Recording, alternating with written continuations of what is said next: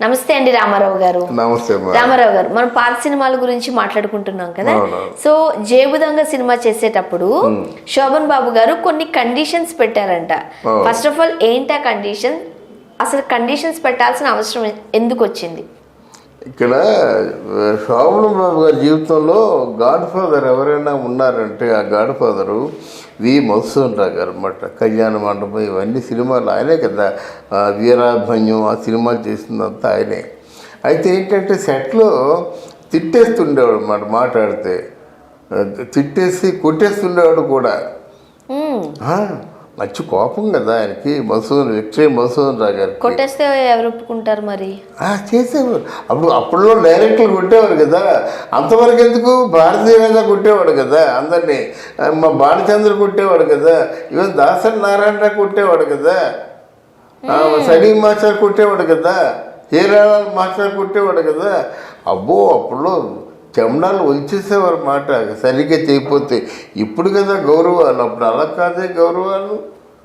మొన్న ఎవరో చెప్తుంటే అది గుర్తు చేస్తారు మాట పాత వాళ్ళు. ఇప్పుడు డైరెక్టర్ తేజ గారు కొడతారు అని ఆయన మీద పెద్ద పాపము ఇంత పెద్ద నిందేస్తూ ఉంటారు. ఎవరమ్మా? డైరెక్టర్ తేజ గారు కూడా కొడతారు అని పెద్ద నిందేస్తూ ఉంటారు. అవునవును, చప్పట్లో గట్టిగానే కొట్టేవారు అయితే.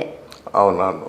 అంటే ఇక్కడ మనకి ముఖ్యంగా బాగా పేరు పడిపోయిన వ్యక్తి ఎవరంటే మనకి విక్టరీ మధుసూదన్ రావు గారు అన్నమాట. అయితే ఆయన జేబుదొంగ సినిమాకి నువ్వు చేయాలి బాబు, కాల్ షీట్లు ఇవ్వాలి అంటే చూస్తానంటున్నాడు కానీ కాల్ షీట్లు ఇవ్వటం లేదన్నమాట. బాబు అంటే సొంత కొడుకులా చూసుకునేవాడు. అంటే ఎవరు మధుసూదన్ రావు గారు. ఇప్పుడు ఏంటి బాబు డేట్స్ ఇస్తామంట, మరి టైం దగ్గర పడుతుంది, షూటింగ్ దగ్గర పడుతుంది, ఇంకా చెప్పలేదు. ఏమిటంటే అప్పుడు మధ్యవర్తులు చెప్పాట, నన్ను సెట్లో తిట్టకూడదు, సెట్లో కొట్టకూడదు, ఆయన రెమ్యునరేషన్ ఎంత ఇచ్చినా అది ఎంత ఇచ్చినప్పుడు కూడా తీసుకుంటా, కానీ ఎలాగైతే మాత్రం నేను ఇంకా యాక్ట్ చేయను. ఈ విషయం చెప్పండి, నన్ను ఒప్పుకుంటే చెప్పండి, నేను యాక్ట్ చేస్తాను, ఒప్పుకోకపోతే నేను యాక్ట్ చేయను. దాంతో అది చెప్పేసరికి ఆయనకి ముందు కోపం వచ్చి తర్వాత మళ్ళీ నవ్వుకొని సరే నేను కొట్టలే, నేను ప్రామిస్ చేస్తున్నానని చెప్పేసి ఆయన మధుసూదన్ రావు గారు ప్రామిస్ చేసి నిన్ను కొడుకులా చూసుకుంటాను, నేనెందుకు కొడతాను, నువ్వు బాగా చెయ్యాలి, బాగా చేస్తావనే నేను కోపగించుకుంటాను తప్ప నిన్నెందుకు కొడతాను అని దగ్గర తీసుకున్నట్టు. అది శోభన్ బాబే చెప్పాడు. అంటే ఈ కండిషన్స్ పెట్టాను నేను జేబుదొంగ సినిమాలో. ఆ సినిమా ఒప్పందం అంటే బిగినింగ్ రోజులు. మరి ముఖ్యంగా చేస్తూ ఉన్నప్పుడు కోపం వచ్చింది అనుకోండి, కొట్టకూడదనే కండిషన్ ఉంది, బట్ కోపం వచ్చింది, ఏం చేసేవారు?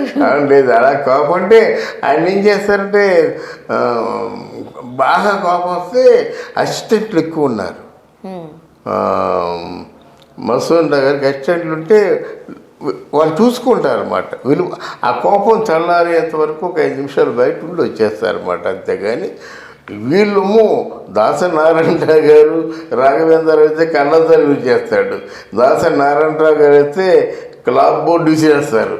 ఎవరు తగులుతుంది మాట. అది అలాగ ఉంటుంది. కానీ వాళ్ళు కాబట్టి కొంచెం వేరే మార్గాలు వెతుక్కుంటూ ఆ విధంగా కోపం చల్లార్చుకుంటూ ఉండేవారు అన్నమాట. హీరో హీరోయిన్స్ ని మరి సెట్లు అందరి ముందు కొడితే బాగోదు కదండి. అదే అది తెలియదు కదా. హీరో ముందు హీరోయిన్ కొట్టిన సందర్భాలు చాలా ఉన్నాయి కదా. అలాగే హీరోయిన్ ముందు కూడా హీరోని కొట్టిన సందర్భాలు. ఎవరిని కొట్టారు? ఎవరు కొట్టారు అంటున్నాను. చాలాసార్లు చాలా మందిని కొట్టాడమ్మా మధుసూదన్ రావు గారు. చాలా మంది అన్నమాట. అంటే నాగేశ్వరరావు, రామారావు వాళ్ళు కాదు, కొంచెం చిన్న శోభన్ బాబు ఇట్లాంటి సెకండరీ క్యారెక్టర్లు వేసే అప్కమింగ్ డేస్లో కొట్టేవారు కదా. సో ఇనీషియల్ డేస్ లో కాస్త ఇబ్బంది పడ్డారు. అయితే ఇబ్బంది పడ్డారు అన్నమాట. కొంచెం పైకి వచ్చేసారు అనుకో. ఇప్పుడు సావిత్రి గారికి ఆవిడకి అసలు డైరెక్ట్లే చెప్పలేదు ఎవరును. మరి అదేం చేస్తాం మనం. కేవీ రెడ్డి గారు ఎవరైనా యాక్టింగ్ చేస్తుంటే చాలా అదోలా చూసేవారట. ఏంటో డైలాగ్ అది, మళ్ళీ చెప్పేవారు కదా. ఆవిడంతలో ఆవిడ తప్పు తెలుసుకొని డైలాగ్ చెప్పడం తప్ప ఏం చెప్పేవాడు కాదు కేవీ రెడ్డి. కానీ ఎలా చెప్తే కరెక్ట్గా ఉంటుందో ఆయన తెలుసు. అందువల్ల కేవీ రెడ్డి గారి దగ్గర ఆర్టిస్టులు అందరూ చాలా బాగా తర్ఫీదు అయ్యేవారు అన్నమాట. ఈయన ఇప్పుడు కె విశ్వనాథ్ గారి లాగా నేను చెప్తున్నాను కదా అలాగే చెప్పని చెప్పేవాడు కాదు. ఇది పాత్ర, ఈ పాత్ర నువ్వైతే ఎలా చేస్తావు, నువ్వైతే ఎలా ఫీల్ అవుతావు అది చెప్పనేవాడు అనమాట. ఆ చెప్పినట్టయితే అప్పుడు ఇలా 2 బటన్స్ ఇలా తీసి ఇలాగ కాళ్ళు పైకేసి ఇలా కాళ్ళ మీద కాలుసుకొని పాస్ అనేవాట. ఎంత డిగ్నిఫైడ్గా అమ్మాయిల్ని అంటే తన హీరోయిన్ని మెచ్చుకునేవాడు ఆయన. ఇలా అన్నమాట. అలాగా మధుసూదన్ గారు ఆయన్ని ఆ సినిమా అంతా మొత్తానికి గుగ్గిళ్ళు మింగు ఆయనకి ఏదో ఎంకరేజ్ చేస్తూ ఆ సినిమా ఒడ్డెక్కించుకున్నమాట. తర్వాత ఇంకెప్పుడు కూడా సోహన్ బాబుని కొట్టలేదు. ఓకే.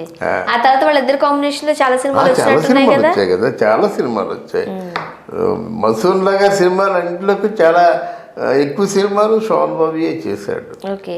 ముఖ్యంగా వీళ్ళిద్దరు అనుబంధం ఏ విధంగా ఉండేది? తండ్రి కొడుకులే అంతే. వీరాభిమన్యం సినిమా ఉందనుకో మరి తండ్రి కొడుకులే కదా వాళ్ళిద్దరి. మరి అలాగే కళ్యాణ మండపం సినిమా తండ్రి కొడుకులే అలాగే ఉండేవారు, అలా చూసుకునేవారు అన్నమాట. అలాగే ఎన్నో సినిమాలు చేశారు వాళ్ళిద్దరు, సోహన్ బాబును మధుసూదన్ గారు. సో ఇండస్ట్రీలో పైకి వస్తున్న అంటే తొలినాళ్లలో ఏమైనా సజెషన్స్ కావాలంటే ఎలాంటివి ఇస్తూ ఉండేవారు? వీళ్ళిద్దరు ఎట్లా ఉండేవారు? ఎవరిద్దరు? సోహన్ బాబును మధుసూదన్ గారు. మధుసూదన్ గారు శోభన్ బాబు గారిని పైకి తీసుకురావాలని చెప్పేసి ఆ డైలాగ్ కానీ, ఆ డ్యాన్సులు కానీ, ఫైట్స్ కానీ ఇవన్నీ ప్రత్యేకించి కంపోజ్ చేసేవాడు. అలాగే వీరాభిమన్యం సినిమాలోను ఎన్టీ రామారావు గారు ఉన్నప్పుడు కూడా అదిగో నవలోకం అనే పాటకి సెట్ వేయించాడు. అప్పట్లో అబ్బో ఎంత మంచి సెట్ అది, అంటే ఎంత మంచి పాటల మీద ప్రత్యేకమైన శ్రద్ధ. ఆ సినిమాలో ఎన్టీ రామారావు గారు ఒక ఎత్తు నడిస్తే సోహన్ బాబుకి ఎత్తు. ఎన్ని పాటలు కాంతరికి, సోహన్ బాబుకి ఎన్ని డ్యూయెట్లు ఉన్నాయి, ఎంత బాగుంటాయి. రంభ ఊరు తలదన్ని అదో పాట ఒకటి, కొన్ని చాలా పాటలు మంచి పాటలు. అదిగో నవలోకం ఒకటి, ఇవన్నీ. అందువల్ల మనుషులు అంత ప్రేమాభిమానాలు ఉండేవి, వాళ్ళు అంత పైకి తీసుకొచ్చారన్నమాట.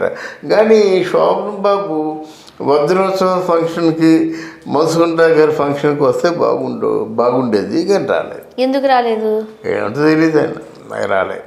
అంటే తర్వాత వాళ్ళిద్దరి మధ్య ఏమన్నా కొంచెం లేదు. అక్కడి నుంచి వస్తే అక్కడ వ్యాపకాలు అన్నీ ఉంటాయి కదా, వదిలేసి మళ్ళీ హైదరాబాద్ వెళ్ళడం అని చెప్పేసి వజ్రోత్సవ సందర్భం కూడా అందరి నాగేశ్వరరావు గారు కూడా పిలిచారట. సోహన్ బాబు నువ్వు వస్తే డిగ్నిఫైడ్గా ఉంటుంది, వస్తే బాగుంటుంది, కావాలనే దూరంగా ఉన్నట్టు ఆయన ఎక్కడికి వెళ్ళడు. అది బాధ. ఎందుకమ్మా ఇప్పుడు 1,00,000 కోట్లు సంపాదించాడు, ఏం తీసుకుపోయాడు చెప్పండి, ఏం తీసుకెళ్ళాడు?